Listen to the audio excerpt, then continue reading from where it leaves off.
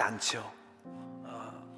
오늘의 설교 제목은 하나님의 나라를 위해 다음 세대에게 가르쳐야 할 것들, 이러한 제목으로 한번 말씀을 나누겠습니다. 말씀을 나누기 전에 아주 2분짜리 동영상을 하나 볼 텐데,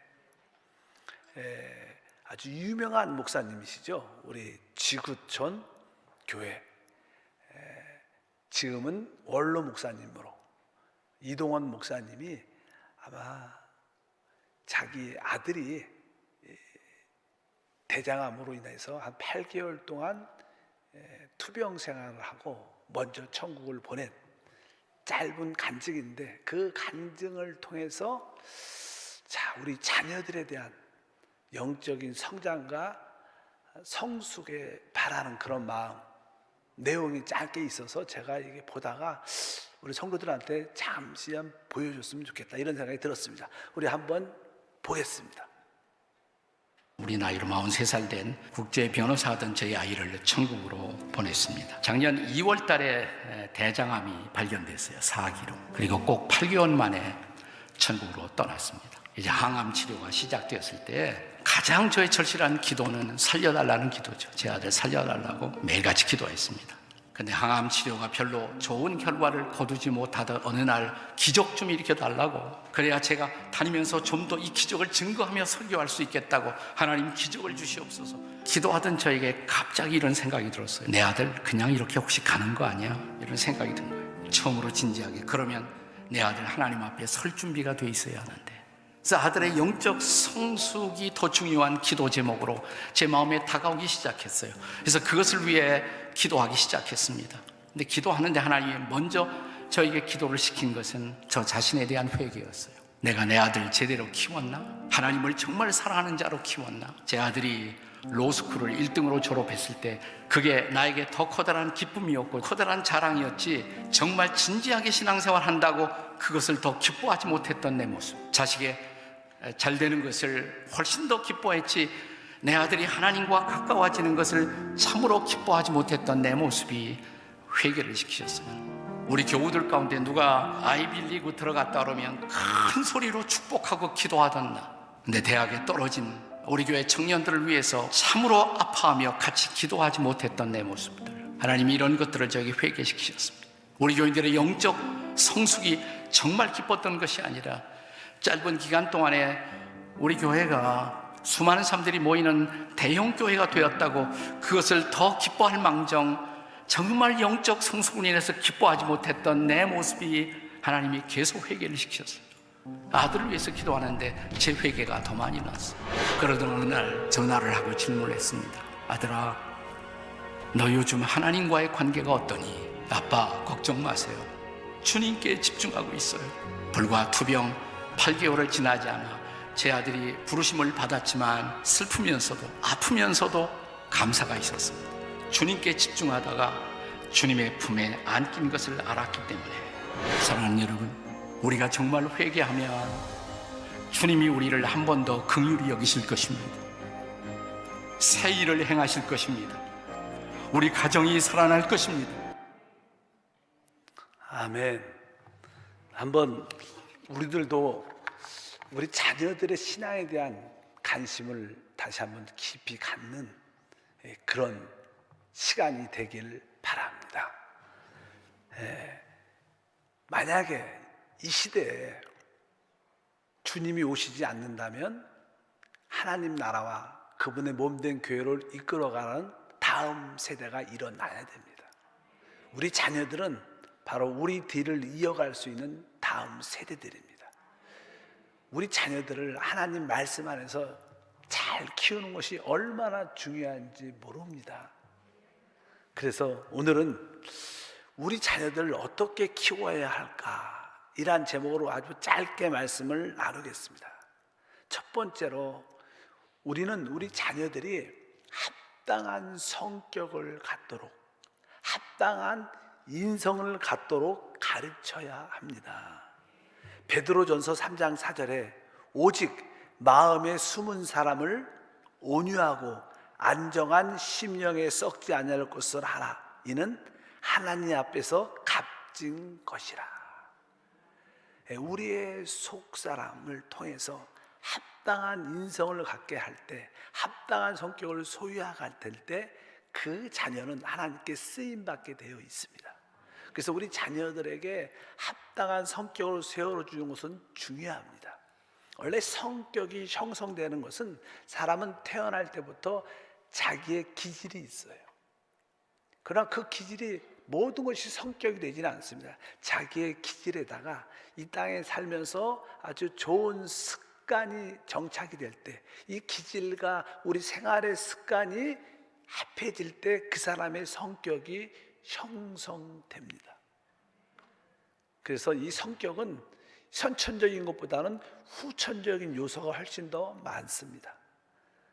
그래서 이제 여러분의 자녀들이 가장 기본적으로 이 부모님을 존경하는 마음을 갖도록 키워야 돼요. 그런 모습이 없으면 진짜 실패하게 됩니다. 그래서 우리 자녀들이 진짜 부모님을 존경할 수 있는 그러한 자녀로 만들어야 되고, 그뿐만 아니라 우리 가족이 있으니까 형제 자매들이 있죠.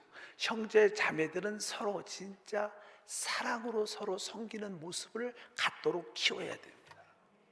우리 한국은 항상 첫 번째가 되고 이겨야 되고 잘 돼야 되고 그런 관점이지만, 그래서 결국 어려운 많은 사회생활을 한 사람들이 많습니다. 부모님을 존경하고 우리 형제 자매들과는 사랑과 우애로 서로 섬기고, 또 다른 사람들에 대해서 존중하는 마음을 갖도록 키워야 됩니다. 우리는 뻑하면 다른 사람들을 무시하죠. 이것은 좋은 성격이 아닙니다. 어찌하든지 다른 사람들을 존경하는 그러한 마음을 가질 수 있도록 그런 성격을 만들어줄 필요가 있습니다. 오늘날 너무나 많은 사람들이 그 성격에 손상을 입었기 때문에 정상적인 생활을 하는 사람들이 많지 않습니다. 그래서 어찌하든지 우리 자녀들이 기본적인 합당한 윤리와 도덕에 대한 이해를 가져야 돼요. 사람이 돼야 되니까 먼저 사람이 돼야 되죠. 합당한 인성을 갖도록 우리는 그것을 키워줘야 될 줄 믿습니다. 그뿐만 아닙니다. 우리는 우리 자녀들이 먼저 저녁에 잠자리에 누우는 것, 또 아침에 일어나는 것도 조금은 지혜롭게 가르쳐야 됩니다. 요즘 부모들은 자녀들이 늦게 자든지 늦게 일어나든지 그런 데 관심이 많지 않죠. 한두 번 권면해갖고 말을 안 들으니까 포기하죠. 그러나 우리가 어찌하든지 어릴 때부터 잠자리에 드는 것, 또 잠자리에 일어나는 것, 그 생활에 자기가 하는 모든 그런 친구나 모든 옷이나 모든 거에 이 아주 정돈하는 그런 것도 가르칠 필요가 있는 거예요. 부모님이 다 해준다고 좋아지는 게 아닙니다. 아까 말씀드린 성격은 습관에 의해서 결정되게 되어 있어요. 이 부모들이 우리 자녀들에 대해서 그런 것은 해야 될 일은 정확하게 말하고, 아주 그런 거에 대해서 정리전능동 할 수 있도록 그런 걸 가르치는 것도 생각보다 중요한 줄 믿습니다. 무엇보다도 이 남들과 대화를 할 때 어떻게 말해야 되는 것도 가르쳐야 되고, 또 자기를 남들한테 표현할 때 너무 무절제하다든가 너무 느슨하다든가 이러한 것이 되지 않도록 우리가 조금씩 이끌어줄 필요는 있는 것을 분명히 알아야 됩니다. 저는 선교지에서 신학교 운영을 많이 해봤습니다. 그래서 신학생들 이렇게 가르치다 보면 영적인 것은 두 번째 문제고, 먼저 그 사람이 합당한 인성과 성격을 가지고 있나가 보여요. 딱 보면 저 사람은 합당한 인성과 성격이 있구나, 거기에 영적인 은혜가 임하면 앞으로 사역을 잘하겠다, 이렇게 느껴지는 우리 친구들이 있어요. 그 중에 하나가 우리 지금 향남의 우리 빌립 목사입니다. 그 목사를 아주 어릴 때 봤는데 아주 생활이나 하는 걸 보면 아주 좋은 모습을 많이 갖고 있어요. 그의 사역을 하는 걸 종종 보면 아주 귀하고 열매가 있는 것을 많이 볼 수 있습니다. 근데 목회자들도 그런 요소를 갖고 있는 것처럼 그것이 준비될 필요가 있다. 지금 목회자한테 이야기하는 것은 아니지만 보통 목회자들도요, 이 좋은 성격이 되려면 일단은 정확해야 돼요. 모든 일에 대해서 정확함이 있어야 됩니다. 그것은 좀 철저함을 의미하죠. 그뿐만 아니라 이 사역자들의 성격은 이 부지런함이 있어야 됩니다. 이렇게 너무 게을러도 안 되죠. 그리고 왜냐하면 게으른 사람은 진짜 내일에 대한 소망이 있지 않습니다. 우리 자녀들도 키울 때 마찬가지입니다. 그리고 이 사역자 중에 중요한 덕목 중에 하나는 이렇게 항상 이렇게 안정돼야 돼요. 종종 어떤 사람들은 이 변덕이 심해요. 기복이 심해요. 뭐 자녀들도 그러죠. 어떤 우리 자녀는 아주 안정되는데 흔들리지 않는데 어떤 아이는 너무나 기복이 심해서 변덕이 심해. 이런 사람들은 진짜 사회생활이나 어려움을 많이 줄 수밖에 없죠. 뭐 그런 요소를 갖고 있는 사람, 무엇보다도 다른 사람에게 관심을 갖고 내 자신보다, 그리고 다른 사람에 대해서 참아줄 수 있는 그런 성격. 제가 이제 우리 이것은 그냥 재밌게 하는 이야기죠. 우리 남자 교육자, 여자 교육자를 쭉 보게 되면 그 합당한 인성과 합당한 이 성격을 소유한 분들이 있어요. 내가 그냥 보면 우리 박상준 목사님 같은 경우에 보면 아주 성격이 되게 차분도 하고 철저하기도 하고 되게 안정도 되고 그런 모습을 제가 많이 봐요. 그래서 부모님이 잘 키우셨나 보다 이런 생각도 많이 들 때도 있어요. 뭐냐면 아버님이 아마 장로님이시라고 제가 알고 있는데 어쩌든지 뭐 이름을 거론해서 그렇지만 모든 여러분도 여러분 자녀를 키울 때 그런 합당한 인성과 성격을 가질 수 있도록 우리가 어떻게 세워줘야 그 아이뿐만 아니라 우리 교회, 대한민국의 미래가 있는 줄 믿습니다. 두 번째로 우리는 우리 자녀들에게 권위에 순복하도록 가르쳐줘야 돼요. 권위에 순복하도록. 성경은 이렇게 기록합니다. 로마서 13장 1절과 2절에 보니까 각 사람은 위에 있는 권세들에게 복종하라. 권세는 하나님으로부터 나지 않음이 없나니 모든 권세는 다 하나님께서 정하신 바라. 그러므로 권세를 거스리는 자는 하나님의 명을 거스림이니 거스리는 자는 심판을 자취하리라. 그래서 모든 권세는 하나님께서 났다고 말씀합니다. 그래서 하나님께서 이 가정에 어떠한 영적인 질서가 있죠. 여러분들이 학생이면 학교에 가면 학교에 영적인 질서가 있습니다. 여러분들 교회에 오게 되면 교회 안에도 영적인 질서가 있죠. 이러한 모든 영적인 질서와 권위는 하나님이 정하신 것이다. 그래서 우리 자녀들이 어디든지 무엇을 하든지 어디에 참여하든지 그런 장소에 가면 나의 권위가 누구인가, 내가 누구한테 복종해야 되고 순복해야 되는 것을 볼 수 있는 자녀로 만들어야 돼요. 사실 우리가 축복받는 것은요, 하나님의 권위에 순복하고 순종할 때 하나님의 축복이 따라오게 돼 있어요. 거기에 반해요 거역적이고 대항적이고 거칠면 그런 사람 치고 잘 되는 사람은 시간이 지나면 없습니다. 항상 하나님의 권위에 순복할 줄 알 때 거기에 진정한 축복이 있다. 뭐 학생들은 당연하게 학교를 다닐 때 그 학교의 권위는 누굽니까? 선생님이에요. 선생님을 존경하는 마음이 있어야 돼요. 선생님이 기쁘게 가르칠 수 있도록 거기에 따르는 마음이 있어야 되는 거예요. 우리 믿으시면 아멘. 그냥 그렇게 우리 자녀들이 어떠한 권위에 하나님이 안배한 모든 질서에 순복하고 순종하는 것을 배울 때 우리 자녀에게는 미래가 있고 우리 자녀에게는 진정한 하나님의 축복이 있을 것이다. 우리는 그런 것을 해야 돼. 공부만 잘한다고 공부한다고 공부 잘하는 것도 아니지만 설사 공부를 잘한다고 미래가 있는 것은 아닙니다. 하나님의 은혜와 축복을 받는 자녀로 우리 모두가 만들어야 될 줄 믿습니다. 세 번째는 이제 우리 구원받은 우리 자녀들이니까 다 구원을 받았겠죠. 이 구원받은 사람들에게는 바로 우리 안에 거듭난 영이 있죠. 성경은 이렇게 기록합니다. 요한복음 3장 6절에 육으로 난 것은 육이요 영으로 난 것은 영이다.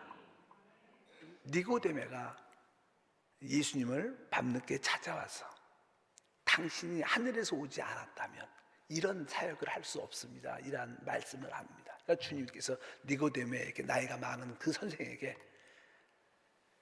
사람이 물과 성령으로 나지 않으면 하나님 나라에 들어갈 수도 없고 볼 수도 없다, 하나님 나라에 대해서 말합니다.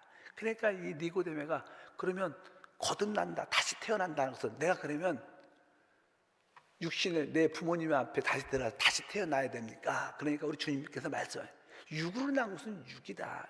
네가 설사 너희 엄마한테 다시 들어가서 다시 태어날 때도 육으로 난 것은 오직 육일 뿐이다. 오직 성령으로 난 것만 영이다. 우리는 성령으로 거듭난 영을 갖고 있습니다. 그것이 우리의 믿음이죠. 그 성령으로 거듭난 영 안에 바로 하나님 자신인 하나님의 영 성령이 계시는 거예요. 그래서 우리는 우리 안에 계신 하나님의 영을 따라 사는 게 우리 하나님의 자녀들입니다. 그래서 로마서 8장 14절에 말하죠. 무릇 하나님의 영으로 인도함을 받는 사람은 곧 하나님의 아들이라. 우리가 구원받았다는 것은 하나님의 생명을 받았고 하나님의 아들인데, 하나님의 아들로서의 생활은 무엇인가? 바로 하나님의 영, 성령을 따라 사는 것이다. 우리 자녀들에게 그것을 확실히 가르쳐줘야 돼요.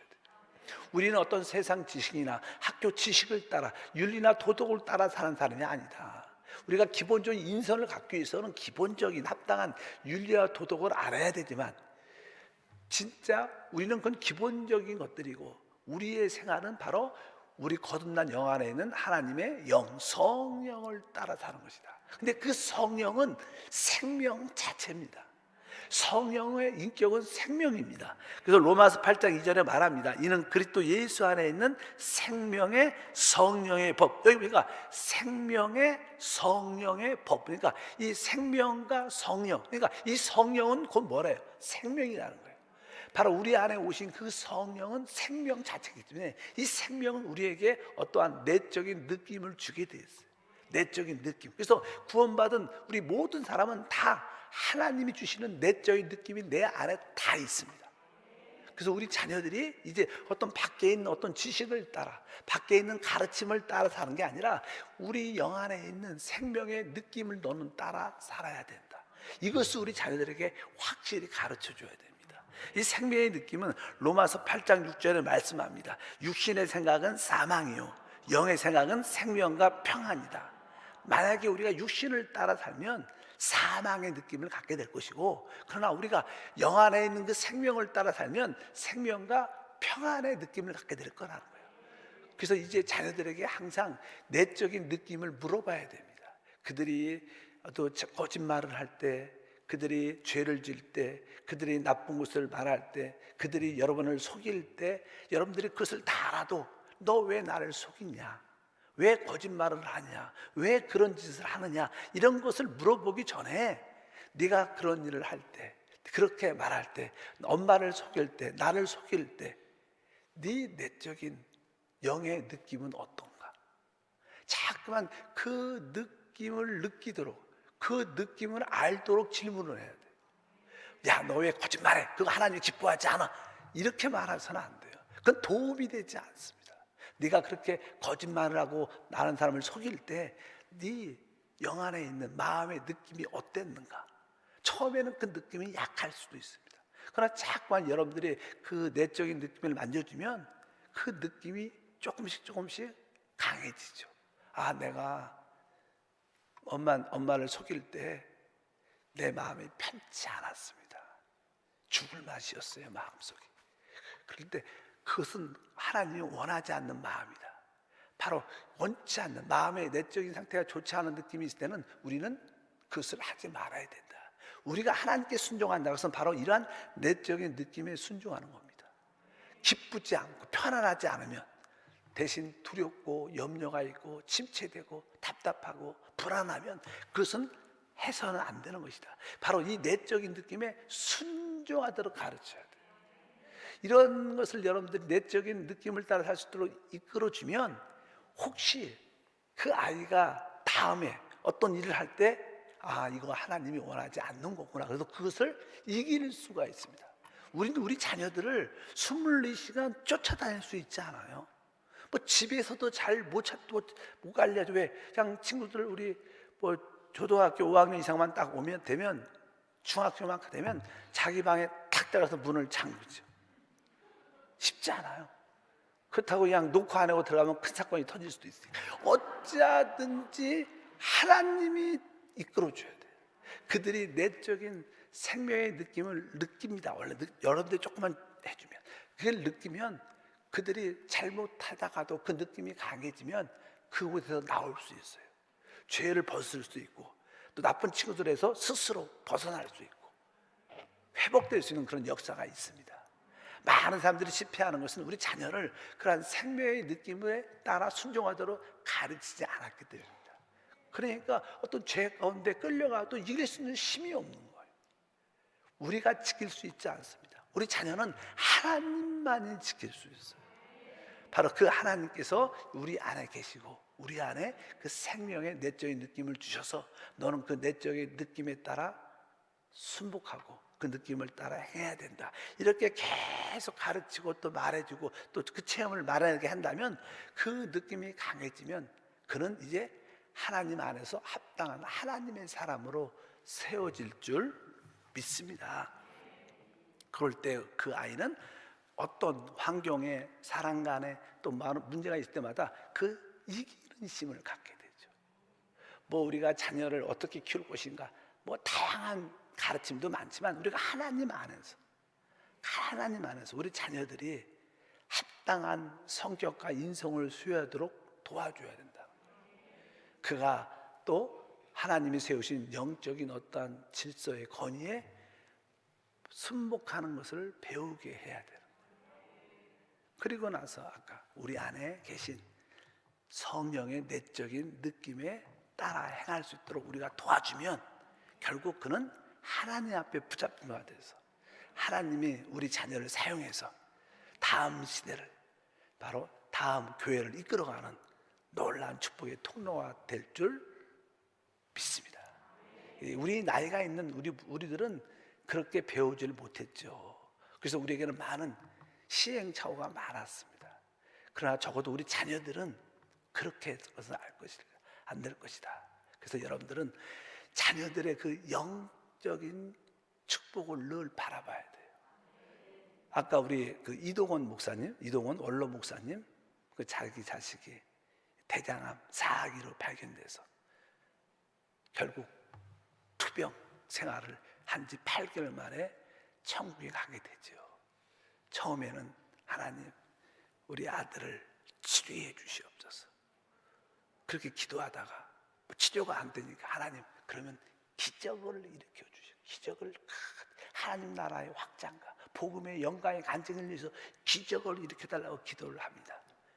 그런 순간에 하나의 깨달음이 오죠.